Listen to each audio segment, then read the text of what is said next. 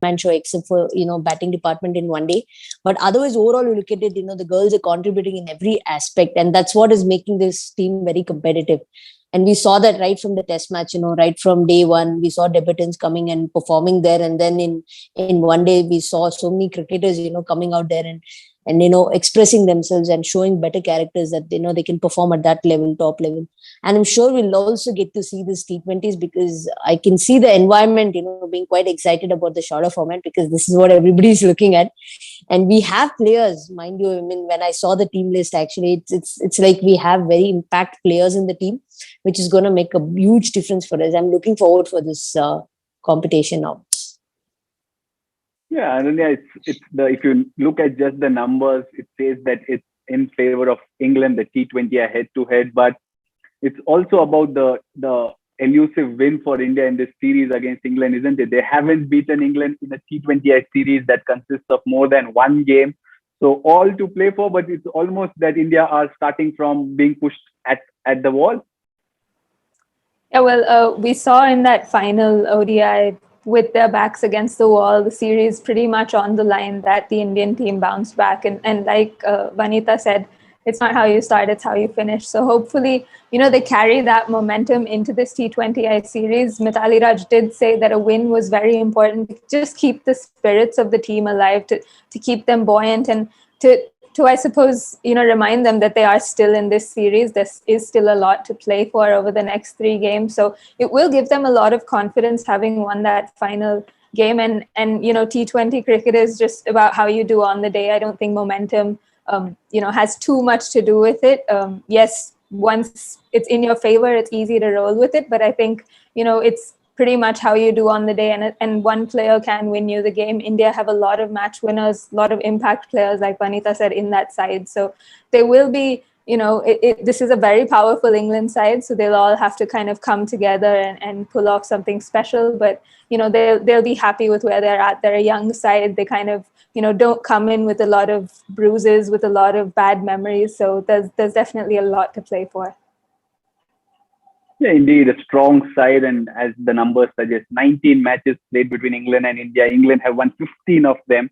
The last match, if you look at it, kind of happy memories for India, because the washed out affair at the T20 World Cup meant that India progressed to the final, but then all's forgotten. Before that, it was 3-0 whitewash for India at home against England. So they wouldn't want to look back for sure. But let's move forward to the spotlight. And first, let's take a look at the squad, the Indian squad first. So it's a different to the one that played the test as well as the ODI. 17 members in the squad. There you go. Harmanpreet Kaur, the captain, of course, the T20I captain for India. Smriti Mandhana, the vice captain. But look at some of those names. There's Richa Ghosh. There's Harleen Deol. There's also Simran Dil Bahadur. All these players, we saw them do well against South Africa. It was a forgettable tour for India, but those players, they kind of shone well. So let's start with you, Vanitha. Once again, we saw against South Africa that Harleen Deol played that number 3 role. Not huge numbers if you kind of look at the runs as well as the strike rate, but just purely going by how she did in those circumstances, did well, relatively well. You see her start the first T20I tomorrow, or there is always Jemima Rodriguez when you talk about number 3 for India. See, well, the last tour, what we played was a different management, mind you. They had a different game plan in mind. They had different plans for the team, because that was the team which played the World Cup. So they were trying out something different at that number 3. And it was also a completely different team after a long time. They played the previous team, what they played almost like good 24 months together. So, after coming back, it was more like it was completely a new team, having young girls coming into the side and to settle, it takes a lot to go out there and express. And that's exactly what our Indian girls did. They grabbed every opportunity coming their way, especially Harleen, Simran and Richa Ghosh. They played extremely well. Whatever opportunity was just thrown at them, they just went out there and they just grabbed it. And that's exactly what we were, we want players like this at this level. Whatever little opportunity you get, you just have to capitalize. You just have to use it. And I'm sure that, going by what we saw in the previous match, and also the kind of impact players that we have, I see Harleen will walk in at number 3 just to stabilize a bit, and given Jemima's form right now, I don't think so should be put right there at that spot. Probably she'll be pulled down the order a little bit, just to go out there and you get the feel, even if she gets the 10 or 15 not out, or even if she gets the 10 runs or 15 runs, will give her huge confidence right now, the current situation what it is. But I see the number 3 position going to Harleen as of now, because she's done really well in the last series that we played. Indeed, let's come to the playing 11s a bit later. Like, let's keep it for dessert. We'll gorge on the main course. Ananya, where do you stand? Jemima Rodriguez versus Harleen Deol. Jemima didn't kind of look her part in those last 2 ODIs that she played against England, fishing for a ball, getting a leading edge, playing on. So, your thoughts on that Harleen versus Jemima debate? Well, purely based on what happened in the previous series against South Africa and the form that we've seen, you kind of think that Jemima Rodriguez may not make the cut because she hasn't looked in good form. It's one thing not to get runs. Batters sometimes play well or are hitting the ball well, but just don't seem to find runs. But with Jemima, you can see that she's very circumspect. She looks like she's not very confident. So, you can see that confidence kind of sucking, draining out of her. So just purely based on that and the promise that Harleen showed at number 3 against South Africa, you just assume that she slots in there. She did show a lot of poise. She played very well. But, again, for me, it's about, which of these two is more dynamic. And you look on paper, Jemima Rodriguez is way more dynamic than Harleen Deol. Harleen Deol is stable. Against South Africa, she scored at a strike rate of 101, and I think she was batting at top gear. So if your top gear is around 101, it's something that people will have to think of. But just purely based on form, I think India will go with her first up. I feel like she should get the nod. She's earned it. She scored her first half century against South Africa as well. So yeah, just based on form, I would go with Harleen Deol. But based on who's the more dynamic player, you'd want someone like Jemima to just find form somewhere, because I think going forward, she will be a very, very crucial member of that Indian team. Yeah, indeed. Let's again take a look at that graphic of the Indian T20I squad. 17 members in this. Remember, there's no Mithali Raj, no Jhulan Goswami. Both have retired from the format. So it's a very young-looking team.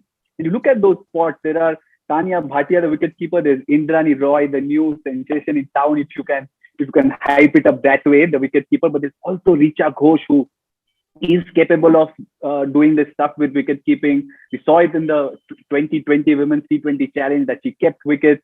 Ananya, Richa Ghosh, Tanya Bhatia, Indrani Roy, your pick for that wicket keeping slot?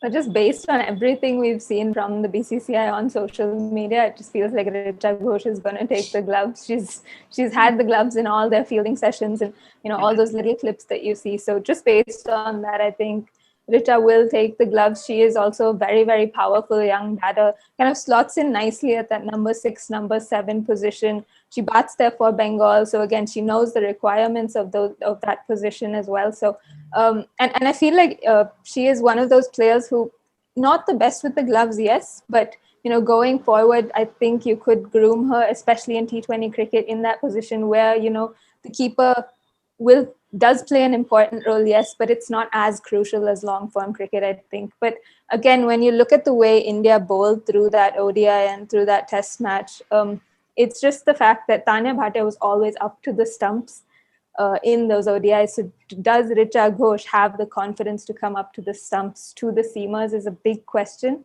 And again, do the seamers then have the confidence in her for her to be able to stop those balls that are slightly outside off stump down the leg? So I think it's just a tactical thing. I'm pretty sure that Richa will take the gloves, but I just because I understand the value that a keeper brings to the side, I would let her get a go. But again, I don't think she fits into that batting lineup quite well. So it's just a case of who gives you more runs. And at the moment, I think Richa does.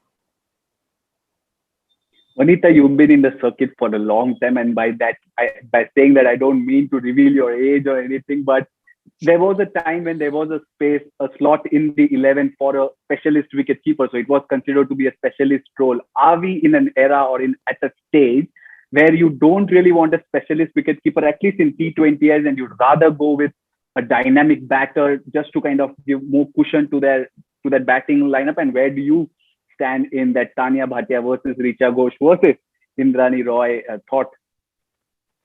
See, when you're talking about specialist keeper, that era scored hardly 110, 15 was the highest runs, we could put up on board. Overall, if you look at it, it was like that. And also the rules were such that, it was only that much. So people were happy scoring at 100 strike rate and still, winning games. And that's all right. But look, now with the way how girls are playing, you need impact players. You're looking at impact players because of the intensity of the game. You hardly have any balls to just settle down or go out there. If for me, somebody can score of 8 ball 10 runs, I would happily take in the squad, because that is going to make a huge difference at the end of the day, because the total matters. And see, for me personally, all three of them are quality players. They've proved at their certain particular level, whichever level they've played so far. If at all you're playing Tanya, I feel she has to fit in at number 3. But since Harleen has made her impact already, that position was something which was floating around for some time now. It was between Tanya and Jemima. It was on for some time now. I think since that position has been taken by Harleen, I don't think so Tanya will get too bad now, given that the kind of players that we have in the team. See, Aru can also actually go out there and get, she can also go out there and hit some big shots. So I don't see Tanya getting to bat until number 9. So, I feel that if you're only going to make her, if you need a quality keeper, then I think you need to go for Tanya. But if you're looking at somebody at the top to go out there and make an impact, then of course we saw that in the last series itself, that despite having 2 specialist keepers in the team, Indian team opted for Richa Ghosh. So it's a clear indication that they have in their mind to prepare Richa Ghosh for the for the upcoming series, or for the coming in the coming years, that you will see Richa Ghosh getting to keep. I think they're trying to make her as an all-rounder now, rather than just the specialist bat, I would say. Yeah, like Ananya, one final question before we move on from the wicketkeeper role. Do you even see Indrani Roy get a game in this series? Because one, it's the T20I series. She's come into this national setup on the basis of what she's done in that 50-over format for Jharkhand, in fact. So do you see her make her T20I debut? Do you see her get a gig in for India in this series? I think if Indrani does get a go, it'll probably be in the last game once the series is decided.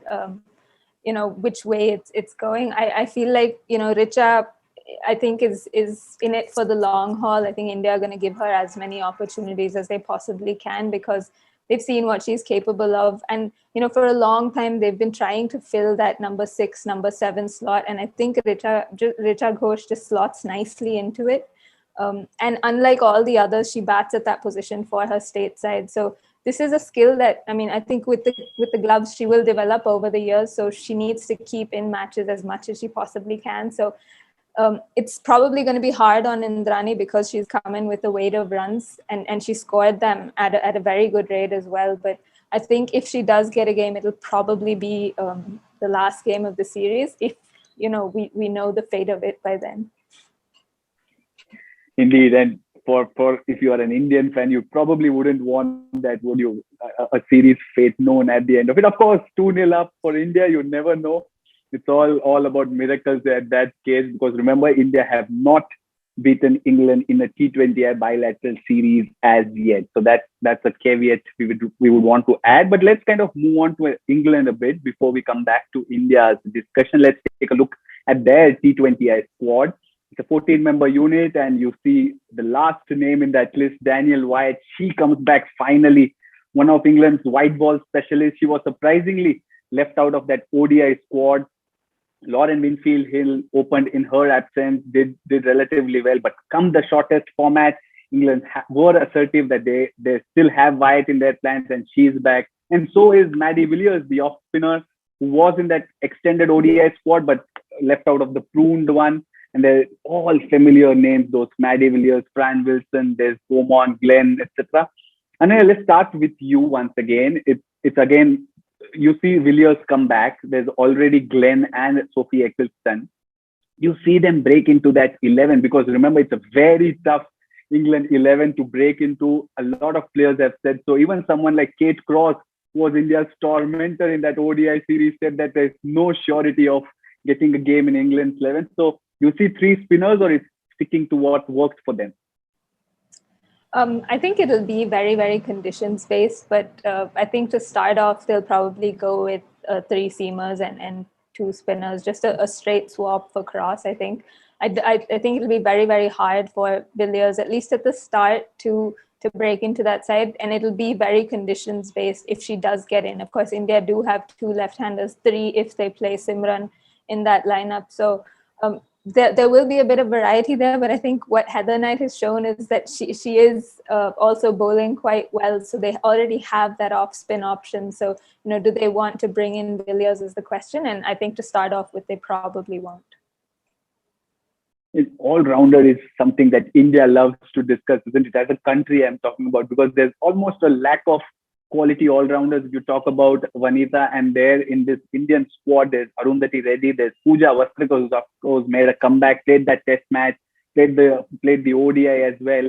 So who do you kind of see make the 11? Arundhati Reddy. There's also, remember, a dark horse in Simran Dil Bahadur, who did really well in that South Africa series. Which out of these three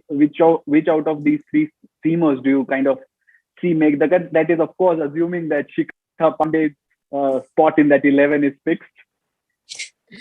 See, nobody's spot is fixed, mind you, because see, it's all about combination. It's not about the names or the kind of weight that they carry in the team. It's about combination right now, because every person in the team is performing, and they've performed. It's simply going by the combination, and what suits well is, I feel Simran will make it, because we saw the way how she was bowling, especially in the middle overs. She was fabulous with the a medium pacer for the first time. We saw bowling those middle overs. I was so happy to see that. Finally we felt like, okay, we found a fast bowler who's coming there and bowling those overs and keeping it tight for us.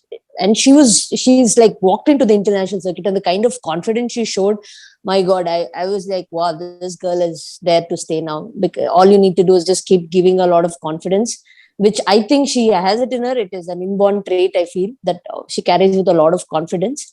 And if you look at it between Aru and Pooja, I feel Aru should make it. Aru will make it simply because of all three abilities. Both of them are equally good, but I feel Aru, with the kind of variety that she gives you, she's quite flexible. She can bowl you, she can give you those tight overs, whereas with Pooja, you're uncertain about those overs being bowled out to you. But with Aru, with the way how she bowled the last series, I'm sure that she will make the cut. Hashtag team pacer, flag bearer Ananya Upendran. Your thoughts on this Indian seam attack? Remember, 4 seamers is something of a luxury almost to this Indian unit. So your thoughts on who could probably make a cut in that 11 tomorrow? Look, I think to start off, India may just go with having the comfort of a senior seamer in Shikha, and I'm with Vanitha that if you have to compare Pooja and Arundhati, it's probably based on what hole you want to fill. If you want just purely power in the batting lineup, then you'd go with Pooja. But I think if you want maybe a bit more security with the ball and in the field as well, I think Arundhati will probably get the nod ahead of Pooja. And again, like you saw through that South Africa series, I think she bowled very, very well. She actually led a very inexperienced, of course, Rajeshwari Gaikwad was there, but she kind of, took the first over with a lot of confidence, something that was missing the previous year. I think in 2019, she kind of faded off towards the back end of that year, but she bowled very well against South Africa, just went at 6.5 runs and over. And I think, and considering she bowled a lot in the power play to Lizelle Lee, was a little unlucky not to get more than 2 wickets. So just based on that, I think that India would go with her. But again, I think it just probably depends on what hole you're looking to fill. And with Sneh Rana coming into the team, doing really well, you have 2 all-rounders in Rana and Deepti Sharma. So there are specific holes that I think India will be looking to fill, and both these players fill different types of holes. But just purely based on team pacer, I'd go with Arundhati. Indeed, let's kind of move over to England once again. We've seen that Sophia Dunkley has been continuing to make the side and as well as keep Fran Wilson, one of the better fielders, on the bench. And then we've seen that last summer that Sophia Dunkley was kind of kept on the bench for Fran Wilson. It's once again between Dunkley and Wilson. Who do you see playing the first T20 tomorrow? Sophia Dunkley, you can't keep her out of the team. I mean, 74 on Test debut, 73 in her first ODI innings. It would be very, very harsh if you dropped her in a format that she's kind of made her space in. And again, harsh on Fran Wilson because she is such a quality batter. She's a very different batter in that England lineup. Hits to very different areas and outstanding fielder. I think when Fran Wilson is on the field, she almost saves you like 10, 15, close to 20 runs just through her fielding. So it's harsh on her because she has been doing well in the past. But I think Sophia Dunkley has just kind of made her a permanent space in that England lineup. So I think she'll play all 3 games just because she's earned her spot there. Yeah, harsh on her indeed, because she's almost the 12th person in every game. So whenever one player goes out, she is the one who will take the place and do the fielding. So always harsh with that. But there you go. This was about the players, the spotlight segment. But remember, it's the main course that's done, and there's always a little bit of space, stomach for the dessert, isn't it? And that dessert is the prediction of final 11. Let's go with you, Vanitha, first for the Indian 11. What does your 11 for the first T20 tomorrow look like? Smriti, Shefali, Harleen, number 3. I feel she'll fit in that. Harman is back, so Harman will take the number 4 spot. And then I feel Richa, Deepti, Snehrana. See, for me, it's between now Tanya and Jemima. If you're not using Jemima at the top, might as well have a specialist keeper and feel secure about it, because your keeper is doing an excellent job for you throughout the series. So might as well give her a go. And then you have Simran, Arundhati and Radha Yadav. We have Radha Yadav coming in now. So in absence of Rajeshwari, I think Radha Yadav will play a huge factor in this shorter format. Ananya, your thoughts on this 11 that Vanitha has just said? Well, the top 6 are exactly the same. I mean, I think the batting lineup is very hard to break into. So Shefali, Smriti, Harleen, Harman, Deepti, Richa. And then that's why I've taken a diversion. There's Rana, Shikha Pandey, Arundhati Reddy, Radha Yadav and Poonam Yadav. So I think India will play Poonam Yadav, just considering the way she finished that ODI series. She looked in much better rhythm, and she has been bowling well. I know England have the wood over her. They've figured out how to play her, but I just feel like India just like having that extra spin option. So we'll probably go with 4 frontline spinners.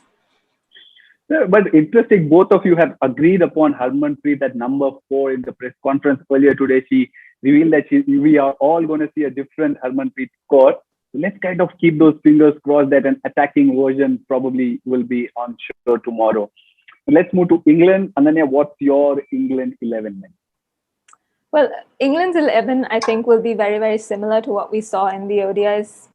Just a straight swap in Freya Davies comes in for Kate Cross. I think the top order, and of course, Wyatt comes in for Lauren Winfield-Hill. So Beaumont, Wyatt, Knight, Siver, Amy Jones, we have Sophia Dunkley, Catherine Brunt, Sarah Glenn, Sophie Eccleston, Anya Shrubsole, and Freya Davies. I think it feels like a very, very straightforward 11 for England.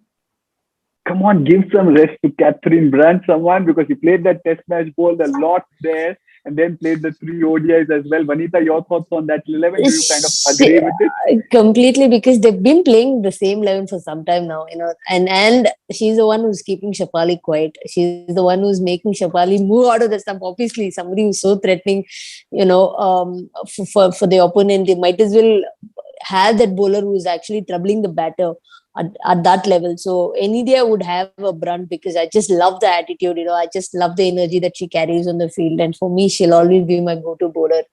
And it's pretty much the same 11. We might see a couple of changes, like she said, Danny walking in, and then for somebody for kid. But I see them bowling with going with two spinners because we Indians, especially in shorter format, we're very good at using the feet. So they might not fill in with too many spinners. They'll go in with a pace, heavy load, knowing that this competition is going to get a little more. You'll see a little more tougher games coming into the format. And we also saw their coach telling that we need to fill in with the best team, and that's what they're trying to do right now. So yes, I think it will be pretty much the same level. Right, then we had your company through the ODI series, and I know how much you dislike these predictions. But let me be the captain in front to the Shafali Vermas that you both are, and come to you with your predictions for the 3-match T20I series. Let's start with you, Vanitha. Where do you see this series headed? I feel again it's going to be 2-1. Like I said the last time, 2-1. 2-1. I feel again it's England favoring in England because they have damn good white ball players, shorter format players. So, and they are loaded with the experience. Everybody's almost like 70-80 matches experience they have behind their back. So it's 2 for England and 1 for India. Ananya, do you see India notch up their first ever bilateral series win over England in T20Is, or are you with Vanitha there? I'm completely with Vanitha. I think every time I've gone against her, my predictions have like totally blown up and been completely wrong. So I'm just gonna stick with everything she says. And England, I feel like just have too much power, difficult to overpower them right now. So yeah, 2-1. Well, then there you go. England have a lot of power, they say, but will that be the case tomorrow? 10:30 p.m. Indian time, 6 p.m. if you are joining if you want to calculate your time, because 6 p.m. GMT. So it's a nice evening game in England, a night game if you are from India. Do tune into the match, but half an hour before that at 10:30 p.m. Indian time, which is 6 p.m. local time, do join us for the pre-match show on this very show. And we'll kind of build up to the first ODI, the toss as well. So do join us tomorrow on The Outside View Live. Till then, take care and stay safe.